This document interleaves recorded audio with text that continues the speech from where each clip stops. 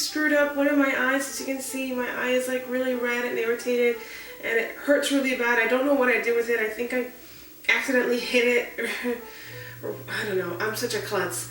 But it's kind of painful, but I had to, the show must go on, you know, so hopefully you guys will forgive the really ugly eye, and God, it hurts. Okay, I need to stop doing that. The topic I want to talk about is one that was actually suggested to me by Jerusalem Crickets. I think I said the name right on Tumblr. If I didn't, I'm so sorry. But it was an excellent suggestion because it was something that I should have talked about ages ago and I didn't.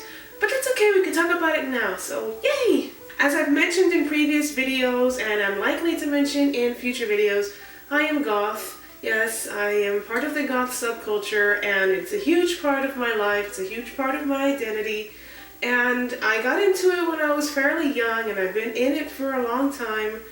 But like any group that has thousands of people in it that associate with the certain styles and fashions and whatever, it is not without its flaws, so that's what we're going to cover in this video today. The first one I want to talk about is a bit of a doozy, and for me it's probably one of the most dangerous ones because it has like the widest ramifications throughout the world, and that's racism. That only pale people can be goth because it fits with the aesthetic of what a goth is supposed to be, like the pale skin and the dark makeup. It is fucking 2015. Can we please move on from this really dangerous perception that only light-skinned or white people can be goth?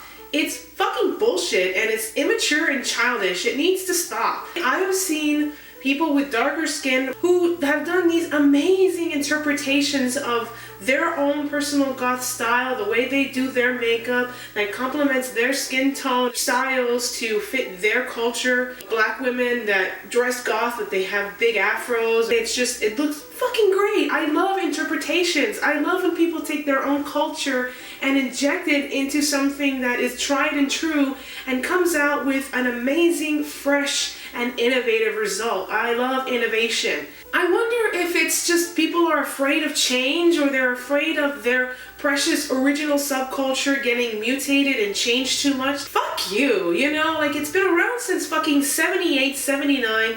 Wake up, it is time to let go of all those old ways. There's not just one right way to be goth or one right way to be alternative or a metalhead or a punkhead or whatever. Like everybody has their own style, everybody injects their own flavor into what they like and how they want to dress, and it's none of your fucking business anyway. Like, let it go. And it's obviously not a problem that's exclusive to the goth subculture, it's a worldwide issue. But the fact that it exists in our subculture is really fucking depressing. I thought we would have known better by now. We're supposed to be a happy family of technically outcasts who find comfort in each other's company, you know, like, you know the whole adage, misery loves company? Well, goths love company too. Like, we like finding like-minded people who are into the same things we are, and that's why the community has grown to be a worldwide phenomenon. This whole idea that you have to be pale to be goth is bullshit. And it speaks to really deep-seated racist ideas that need to fucking die.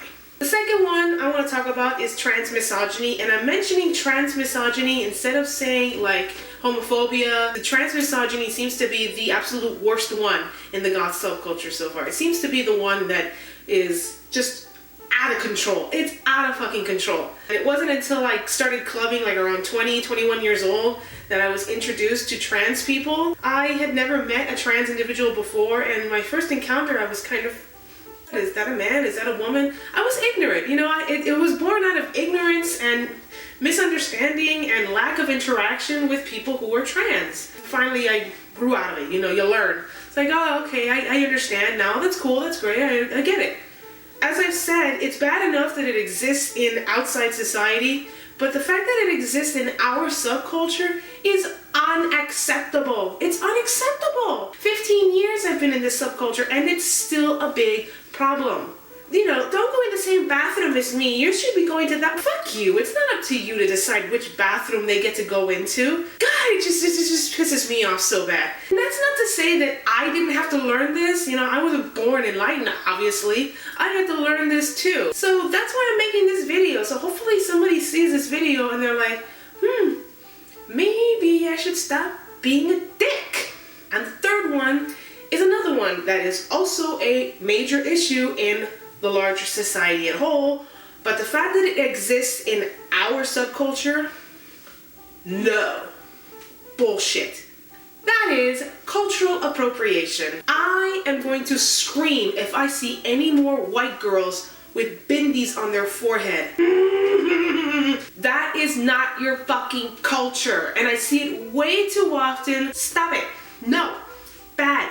Very bad. You are taking all that meaning, all that culture, all that importance, and you are stripping it away for your bullshit little Instagram photos. And it's not just exclusive to white folks. No. I have seen plenty of people who are taking things from cultures that are not theirs and wearing it as if it's a fashion accessory. That needs to stop. You hear me? It needs to stop. No more. We have enough ideas and there's enough creativity and enough imagination in the world, and we don't have to be taking things from established cultures to make our fashion ideas. Before anybody even tries to say this in the comments, let me explain why there's a difference. A culture is something that you are typically born into. Like, I was born into a Cuban culture, so I knew Cuban Spanish, Cuban food, Cuban music, Cuban culture from the moment I was born. But a subculture like goth, punk, whatever, that you choose to become a part of. Born into choice. That's the fucking difference. I was not born into Chinese culture or Taiwanese culture or Hawaiian culture. I was born into Cuban culture. So things that relate to me being a Cuban, I can do. But things that are goth, I could wake up tomorrow and decide I don't want to be goth anymore and just throw out all my goth shit, and that would be the end of it. That's as simple as it is. That's the difference between a culture and a subculture.